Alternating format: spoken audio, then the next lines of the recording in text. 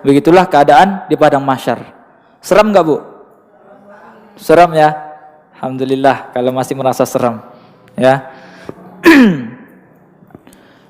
Di balik keadaan yang begitu dahsyat, ya, kabar yang begitu seram yang kita dengar, Allah Subhanahu wa taala memberikan kabar gembira kepada hamba-hamba yang beriman melalui hadis Rasulullah sallallahu alaihi wasallam bahwa ada beberapa golongan manusia yang kelak di padang mahsyar akan diberikan perlindungan khusus oleh Allah Subhanahu wa taala. Khusus diberikan perlindungan oleh Allah Subhanahu wa taala. Ketika matahari dekat, mereka tidak akan merasakan kepanasan. Ketika manusia banjir dengan keringatnya sendiri, mereka tidak berkeringat sama sekali. Ketika mereka lari kocar-kacir, tidak mau bertemu dengan orang tua, tidak mau bertemu dengan teman, mereka tenang-tenang saja. Adalah orang-orang yang mendapatkan perlindungan khusus langsung dari Allah Subhanahu wa taala. Hadis yang sangat masyhur yang sering kita dengar, insyaallah ini akan menjadi pembahasan kita, yakni orang-orang yang diberikan perlindungan khusus oleh Allah di padang mahsyar. Hadis riwayat dari sahabat Abu Hurairah yang dikeluarkan oleh Imam Bukhari dan Imam Muslim, sab'atun yudhilluhumullah fi dhillihi yawma la dhilla illa dhilluh. Imamun adil wa syabun nasha'a fi ibadatillah wa rajulun qalbuhu mu'allakun bil masajid wa rajulani tahabba fillah ijtama'a alaihi wa tafarraqa alaihi wa rajulun da'athu imra'atun dhata mansabin wa jimalin qala inni akhafullah wa rajulun tasaddaqa bi sadaqatin fa akhfaha hatta la ta'lama shimaluhu ma tunfiqu yaminuhu wa rajulun dzakarallahu khaliyan fa fadat ainahu. Ya, itu ada 7 golongan dalam hadis tersebut, orang-orang yang akan diberikan perlindungan khusus oleh Allah Subhanahu wa taala di padang mahsyar kelak. Mudah-mudahan setelah kita menyebutkan atau menjelaskan 7 golongan tersebut, hendaknya kita dimasukkan paling tidak ke dalam salah satu golongan-golongan tersebut. Amin ya rabbal alamin. Hadis tersebut sab'atun, ada 7 kata Allah Subhanahu wa taala melalui lisan Rasulullah sallallahu alaihi wasallam. Ada 7. Kalimat 7 di sini ini bukan batasan, karena Anda dalam hadis-hadis yang lain mereka juga mendapatkan perlindungan di padang mahsyar, tetapi tidak masuk dalam 7 golongan di sini. Jadi 7 di sini bukan batasan, masih ada golongan yang lain. Contohnya golongan yang mendapatkan perlindungan juga di padang mahsyar adalah orang yang gemar bersedekah.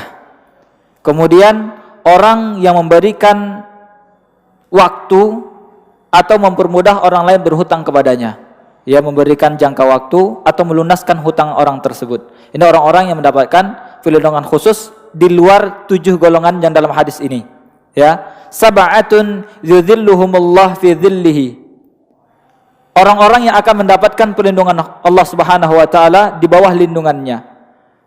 Di bawah lindungan apa?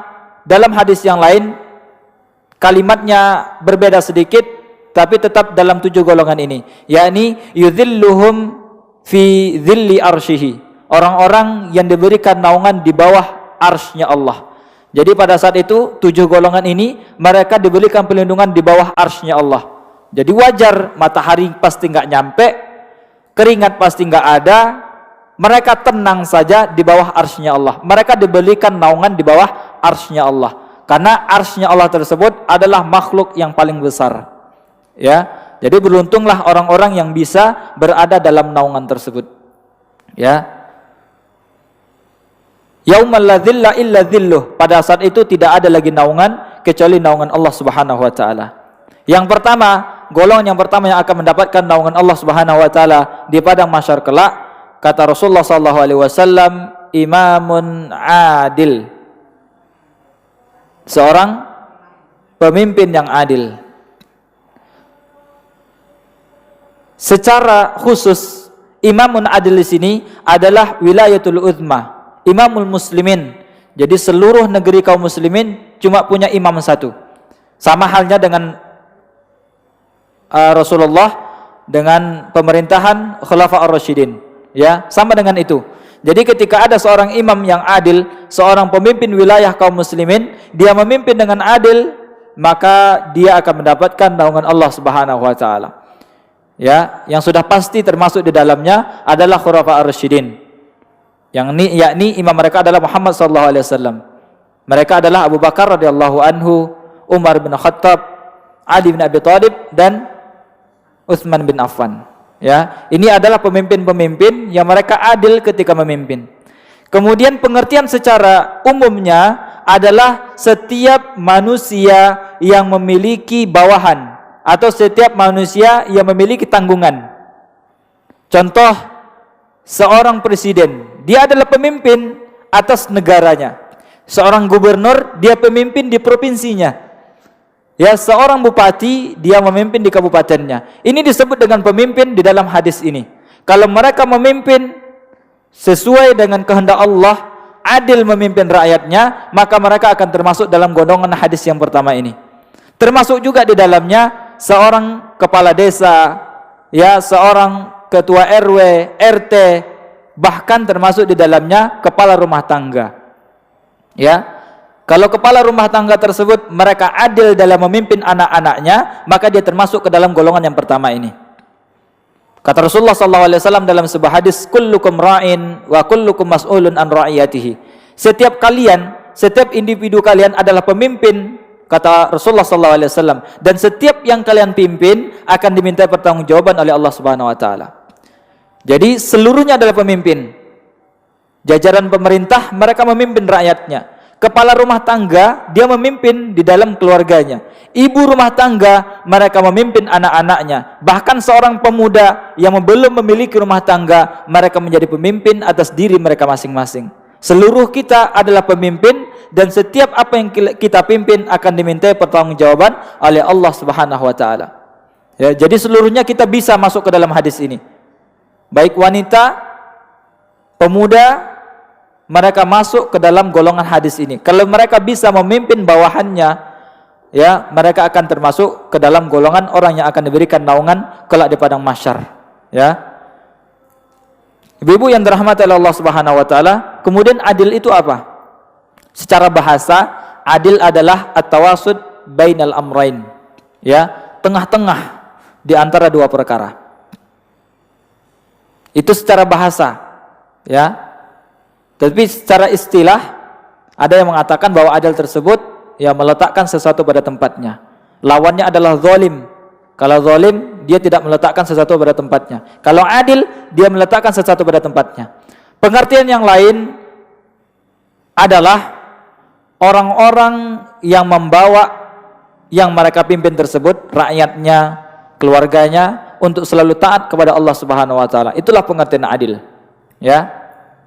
Jadi kalau kita memimpin kepala rumah tangga, adil di situ adalah membawa anggota keluarganya untuk selalu taat kepada Allah Subhanahu wa taala.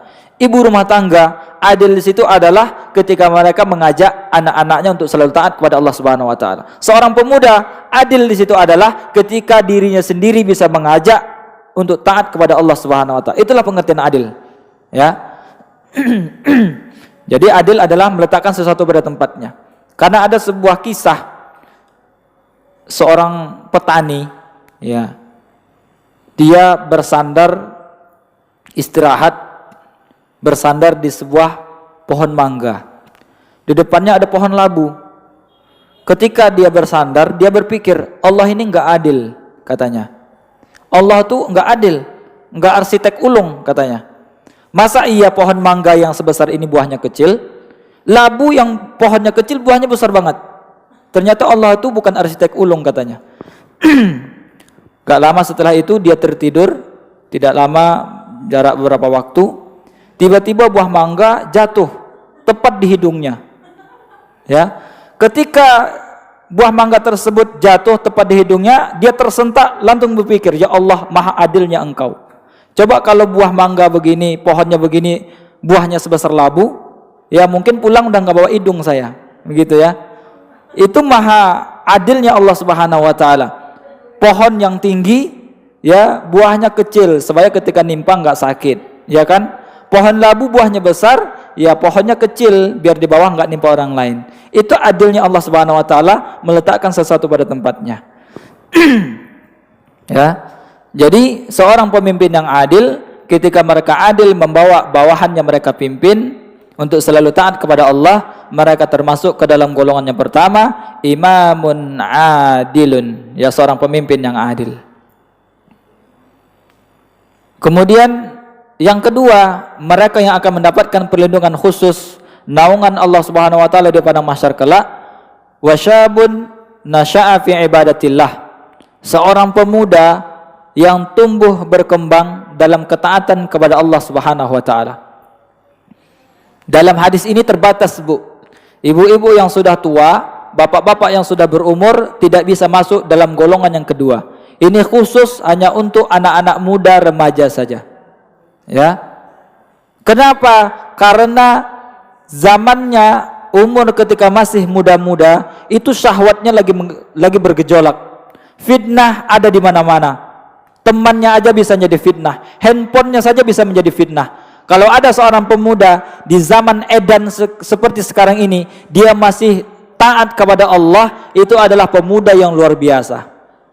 Ya, pemuda yang sangat luar biasa. Dia bisa menahan syahwatnya untuk tidak pacaran, untuk tidak mengikuti gabungan-gabungan komunitas gay, LGBT dan lain sebagainya. Ini adalah pemuda-pemuda pilihan Allah Subhanahu wa taala. Makanya wajar orang-orang pemuda yang bisa menahan nafsunya, yang tidak mengikuti hawanya, mereka akan diberikan hadiah yang luar biasa oleh Allah, kelak akan diberikan naungan khusus dari Allah Subhanahu wa taala. Ya, ini terkhusus hanya untuk anak muda saja. Karena kalau yang tua-tua udah nggak dekat sama Allah, ya mau ngapain lagi? Ya enggak, Bu? Kalau bahasa Ustaz Somad, udah diintai-intai malaikat maut lah. Ya. Masa udah diintai malaikat maut enggak juga dekat sama Allah? Jadi orang tua yang rajin beribadah itu tidak luar biasa di mata Allah. Yang sangat luar biasa ketika ada anak muda ya yang fitnah ada di mana-mana, yang nafsunya sedang tinggi-tingginya, dan luar biasa dia bisa menahan hal-hal tersebut. Mereka itulah orang-orang yang luar biasa. Karena ada zaman sekarang ini ke masjid rajin, ya, sholat 5 waktu tidak pernah ketinggalan, iktikaf terus di masjid. Ketika ditanya umurnya berapa, 70 tahun. Ya, ini enggak luar biasa di mata Allah. Yang luar biasa itu ada anak muda yang sholat 5 waktu ke masjid, yang rajin baca Al-Quran, yang mau berusaha menghafal Al-Quran, tidak mau ikut-ikutan pacar-pacaran malam mingguan dan sebagainya. Ini anak muda yang luar biasa. Mereka patut dan wajar mendapatkan naungan Allah Subhanahu wa taala. Ya, mudah-mudahan anak-anak kita bisa menjadi golongan yang kedua ini.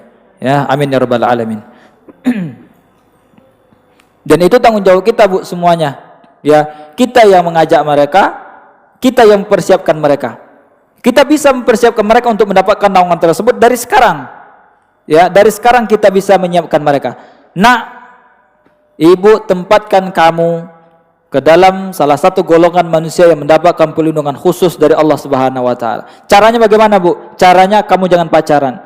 Caranya kamu rajin salat, rajin ngaji, rajin majelis taklim dan lain sebagainya. Itu sudah mempersiapkan anak kita untuk mendapatkan dilindungi oleh Allah Subhanahu wa taala. Ya. Karena kalau ada anak yang durhaka, jangan semata-mata menyalahkan anak kita, Bu. Ya, banyak di majelis taklim, Pak Ustadz, ya anak saya udah umur 25, kok susah ya dikasih perintah sholat, kok susah ya disuruh ngaji, ya. Terus ditanya, ibu selama 25 tahun ini kemana aja? Anaknya dimasukkan SD negeri, SMP negeri, SMA negeri. Ketika dia sudah berteman siang malam, keluyuran kemana-mana, umur 25, ibunya baru sadar, anak saya harus sholat. Ya susah, ya susah. Makanya salah satu cara pendidikan anak itu dimulai sebelum ayahnya mendapatkan pasangan. Ya, sebelum ayahnya mendapatkan pasangan itu sudah mulai mendidik anak. Ada salah seorang datang kepada Umar bin Khattab radhiyallahu anhu, "Wahai Umar, anak saya durhaka. Tolong hukum dia." Ya. Kemudian anak tersebut protes, "Wahai Umar, sebelum engkau menghukum saya mau bertanya terlebih dahulu, apa hak saya atas bapak saya?" Kata Umar bin Khattab, "Hak kamu atas bapakmu ada 3. Yang pertama, mencarikan ibu yang baik. Yang kedua, memberikan nama yang baik. Yang ketiga, memberikan pelajaran yang baik. Demi Allah, wahai Umar, tiga-tiganya belum saya dapatkan. Apa kata Umar bin Khattab? Wahai bapak, engkau lebih dahulu durhaka kepada anakmu sebelum anakmu durhaka kepadamu. Ya, jadi mendidik anak sebelum ayah tersebut mencari pasangan hidup. Seorang ibu yang belum disunting, yang belum menikah, dia bisa menyiapkan generasi yang terbaik dengan diri dia sendiri.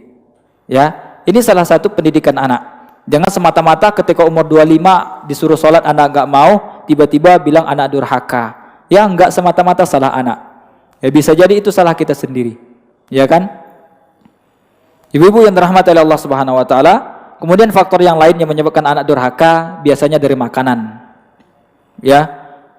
Makanan yang kita masukkan ke dalam perut anak-anak kita itu bisa melihat tindakan mereka halal atau haram, ya. Karena tubuh kita ini, Bu, itu ibarat teko, ibarat wadah. Kalau wadah kita masukkan air putih, ketika kita tuangkan otomatis yang keluar air putih pula. Kalau kita masukkan air kopi, kita tuangkan yang keluar air kopi pula. Begitu juga dengan tubuh kita dan tubuh anak-anak kita. Kalau kita masukkan sesuatu yang haram, maka tindakan yang keluar dari diri mereka adalah perbuatan-perbuatan yang diharamkan oleh Allah Subhanahu wa taala. Kalau kita masukkan ke dalam perut mereka harta-harta yang halal, maka perbuatan-perbuatan yang keluar dari tubuh mereka adalah perbuatan-perbuatan dihalalkan oleh Allah dan Rasulullah sallallahu alaihi wasallam. Jadi sekali lagi, jangan semata-mata menyalahkan anak kita yang susah dididik, ya. Sesekali memang harus dipaksa. Ada salah seorang syekh ketika pengajian begini ditanya oleh jemaah, "Wahai syekh, saya kok nggak tega ya bangunkan anak saya untuk sholat subuh. Ketika azan berkumandang, saya lihat ke kamar, mereka nyenyak tidur. Saya nggak tega membangunkan."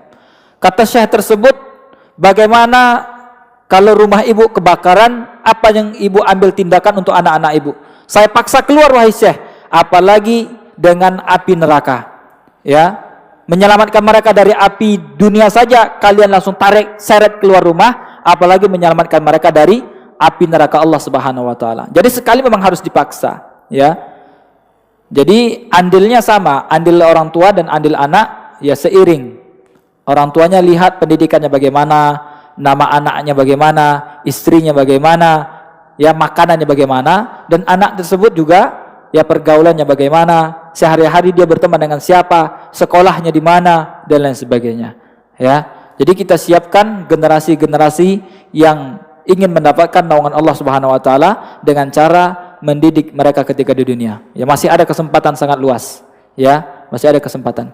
Ibu-ibu yang dirahmati oleh Allah Subhanahu wa taala, kemudian golongan yang ketiga yang mendapatkan naungan Allah Subhanahu wa taala di padang mahsyar kelak, yakni rajulun qalbuhu mu'allakun bil masajid. Seseorang yang hatinya selalu terpaut dengan masjid. Ya. Seseorang yang hatinya terpaut dengan masjid. Hatinya selalu rindu dengan masjid. Ketika keluar rumah ingin kembali ke masjid. Tempatnya lebih banyak di masjid. Dia gunakan untuk beribadah kepada Allah, untuk sholat, baca Quran, zikir, i'tikaf dan lain sebagainya. Jadi waktunya lebih banyak di masjid, di rumah Allah Subhanahu wa taala. Ini pengertian yang pertama, orang yang mengerjakan seluruh ibadahnya di masjid. Pengertian yang kedua, mereka yang memiliki rasa ingin untuk memakmurkan masjid tersebut. Ya, takmir-takmir masjid, ya mereka bikin acara-acara di masjid, ini termasuk ke dalam golongan yang ketiga ini. Orang-orang yang hatinya selalu terpaut dengan masjid.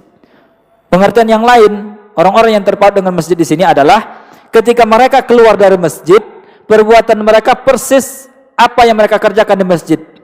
Ketika mereka di kantor, mereka sholat sunnah sebagaimana mereka sholat sunnah di masjid.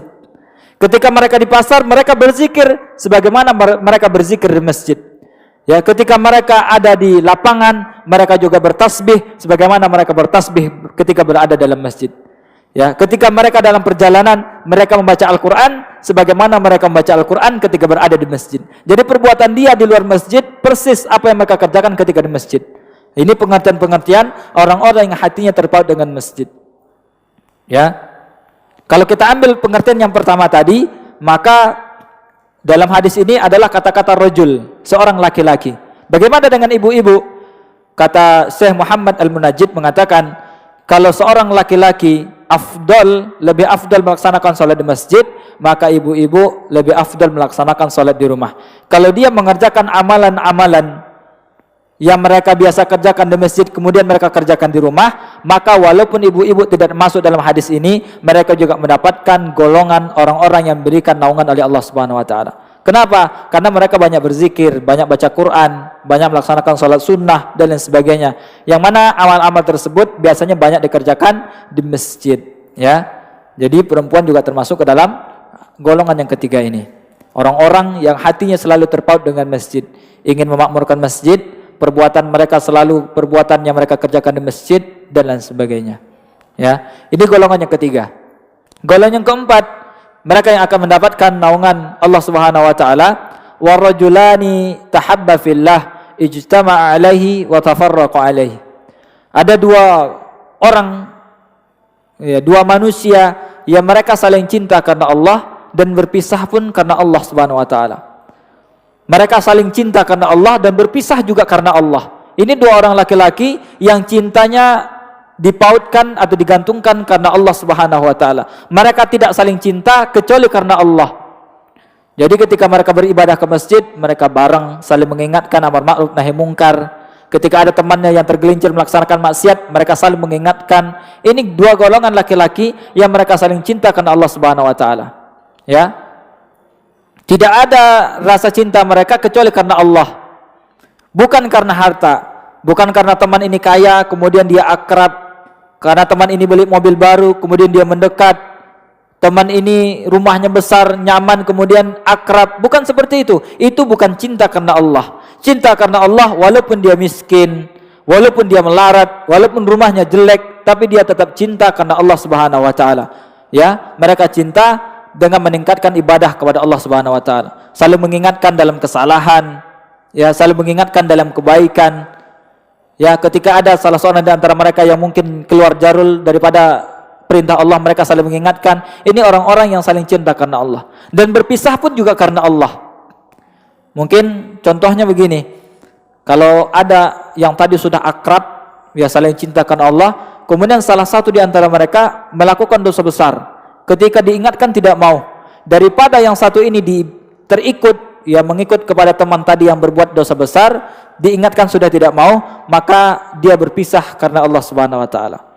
Ya, daripada ikut-ikutan melakukan dosa itu, diingatkan tidak mau, lebih baik dia memisahkan diri. Ini dia cinta karena Allah, benci juga karena Allah. Ya. Begitu juga dengan pasangan suami istri, mereka menikah karena Allah, lebih mendahulukan agama daripada kecantikan, lebih mendahulukan akhlak daripada harta kekayaan.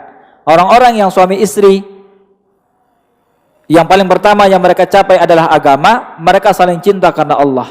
Ya. Jadi ketika dilamar, kira-kira kalau ibu anaknya dilamar sama seorang remaja, pertanyaan pertamanya apa, Bu? Apa pertanyaan pertama? Oh, hafal Quran, Masya Allah. Ya. Tapi umumnya, Bu, ya, tapi bukan di sini, pastinya bukan di sini. Ya, umumnya yang ditanya pekerjaannya apa? Ya enggak, Bu? Ya enggak? Gaji per bulan sekarang berapa? Ya kan? Itu pertanyaan yang umum, Bu. Jarang sekali pertanyaannya udah hafal Al-Quran berapa juz, nak, gitu ya. Salat 5 waktunya bagaimana, nak? Ya, sehari-hari pekerjaan, maksudnya dengan masjid bagaimana, sehari-hari dengar pengajian ustadz siapa saja. Ya, ini pertanyaan yang jarang, Bu. Nomor 18 lah kali ya. Ya. Karena pertanyaan pertama pekerjaan, merek mobil apa, ya, orang tua bisnisnya apa, sekolahnya di mana, lulusan mana, ya kan? Itu pertanyaan yang umum. Kalau sholat, puasa, ya, hafal Quran, ya nomor 18 ke atas lah. Ya. Ini yang banyak kesalahan, Bu. Kalau ada orang tua yang begini, berarti mereka menjodohkan anaknya bukan cinta karena Allah. Ya. Bukan cinta karena Allah. Walaupun mungkin suaminya ya pesek, ikan hitam, bau ikan asin, ya, Tapi kalau akhlaknya baik, agamanya baik, maka itu lebih diutamakan.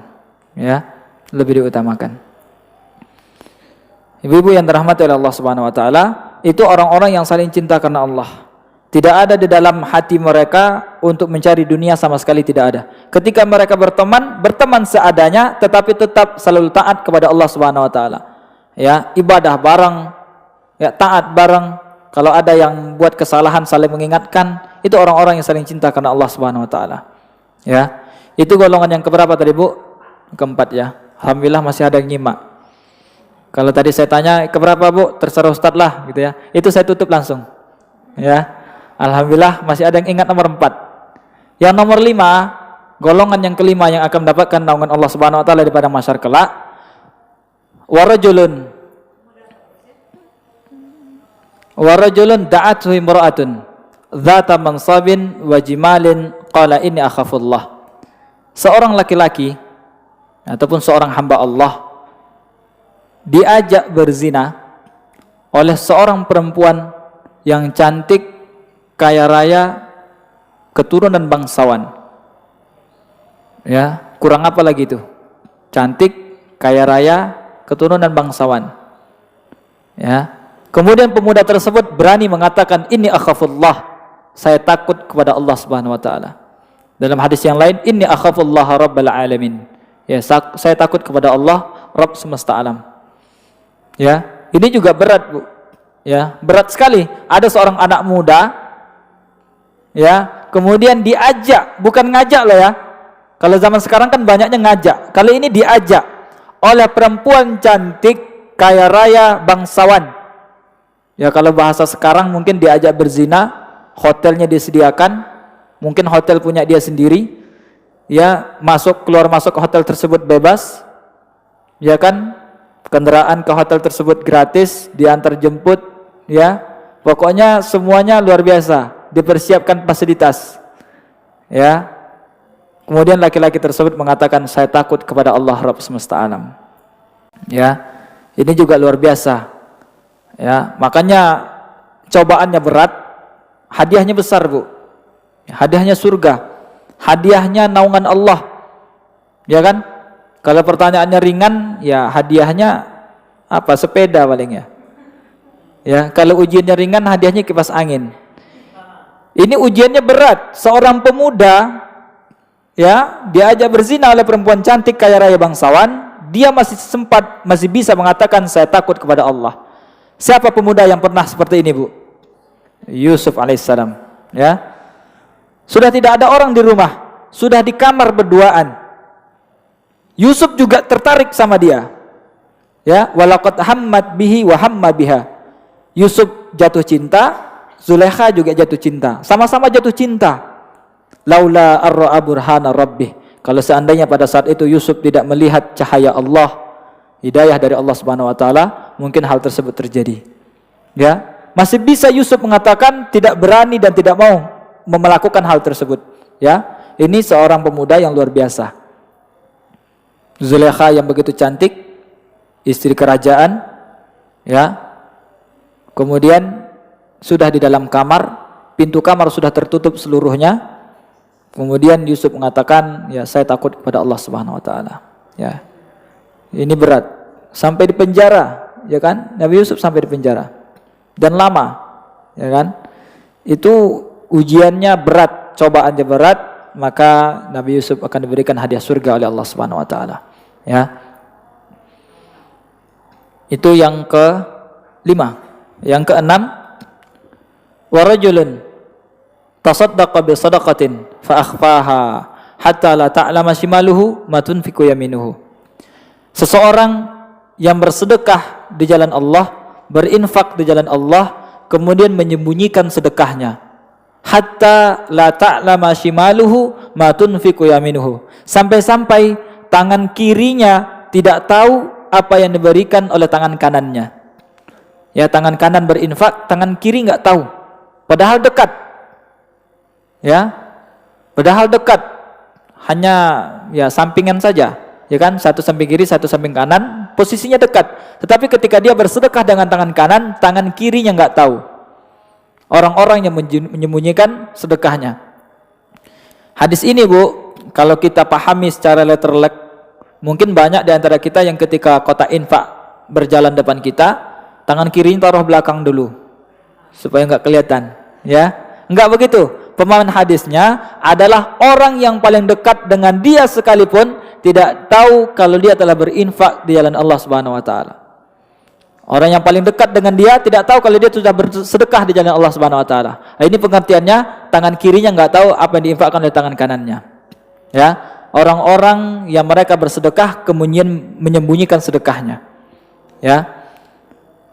Tapi ini juga berat, Bu. Ya, ini cobaan juga berat karena tidak banyak, tidak sedikit orang-orang yang ketika mereka bersedekah, mereka ingin disebut-sebut namanya.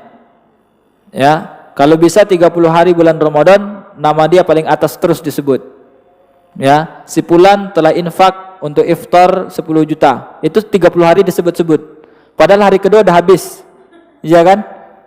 Ini juga berat. Kalau kita infaknya 1000, 10.000, mungkin bisa kita sembunyikan, Bu. Tapi kalau kita infak satu masjid, kalau kita infak satu tempat wudhu, kalau kita infak satu buah sumur, ya ini sulit untuk menyembunyikannya. Tetapi orang-orang yang bisa menahan dirinya untuk tidak mencari pamer, untuk tidak mencari muka manusia, untuk tidak disebut-sebut manusia, mereka orang-orang yang ikhlas, yang akan dapat naungan Allah Subhanahu wa taala pada masyarakat kelak. Ya. Lagian orang-orang yang menyebut-nyebut sedekahnya, kata Allah Subhanahu wa taala, itu ibarat sebuah batu yang licin, kemudian di atasnya ditaruh pasir, kemudian datang hujan yang sangat lebat. Kira-kira ada nggak di atas batu tadi pasir, Bu? Nggak ada sama sekali. Itulah pahala orang-orang yang ketika mereka bersedekah, kemudian mereka menyebut-nyebut sedekah mereka tersebut ibarat batu licin yang sudah kena air, walaupun tadi banyak pasir di atasnya, hilang sama sekali, tidak ada pahala di mata Allah Subhanahu wa taala. Ya. Jadi orang-orang yang bersedekah menyebut-nyebut sedekahnya tidak ada pahala sama sekali. Ya. Jadi kasihan sekali orang-orang yang sudah bersedekah banyak, mungkin nabung, mungkin mengebelakangkan keluarganya, lebih mendahulukan sedekahnya, tetapi ketika dia menyebut-nyebut sedekahnya, dia tidak dihitung bersedekah oleh Allah Subhanahu wa taala. Dia tidak diberikan pahala apapun oleh Allah Subhanahu wa taala. Jadi sedekah ya harus disembunyikan. Jangan disebut-sebut karena hal tersebut tidak akan memberikan manfaat kepada kita.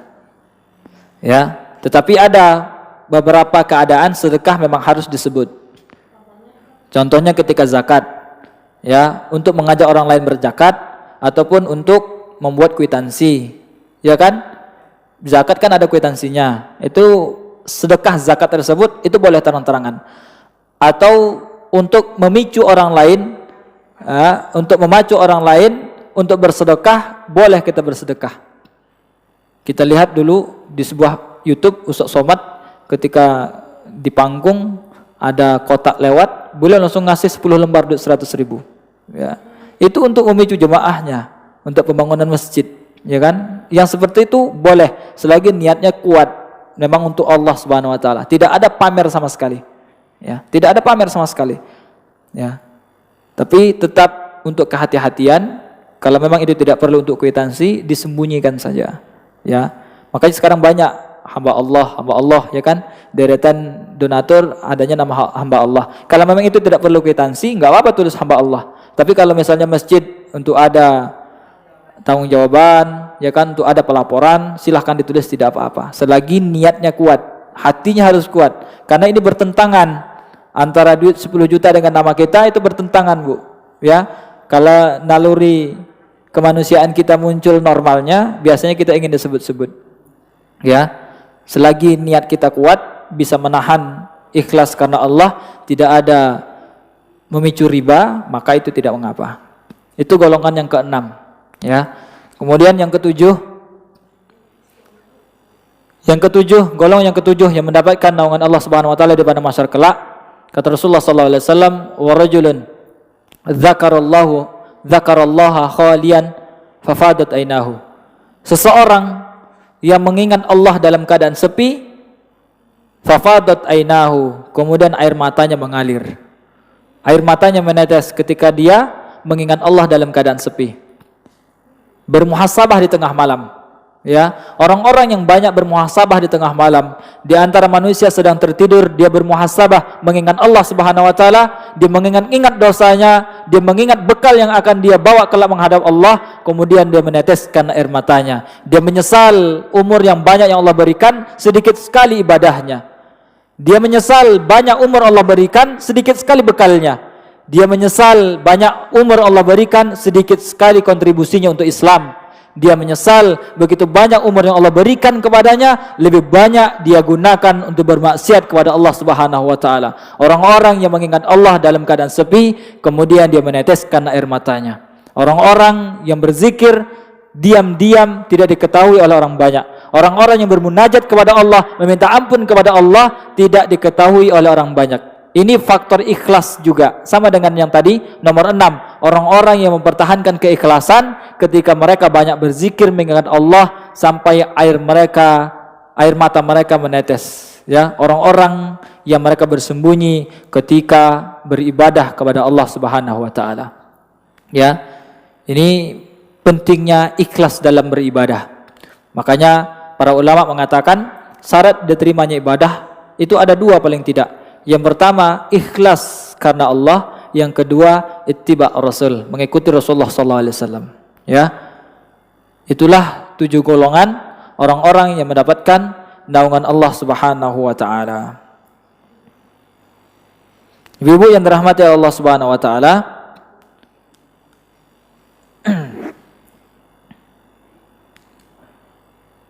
kata-kata rajul tadi dalam hadis itu kan rajul semua.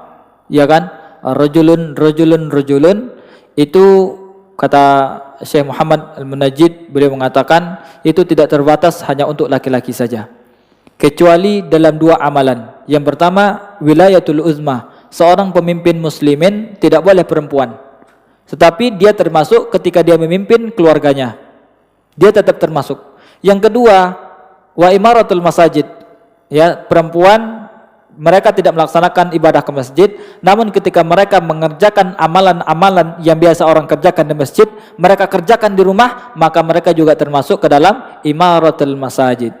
Ya, jadi kata-kata rajul dalam hadis ini termasuk laki-laki dan perempuan, termasuk seluruhnya.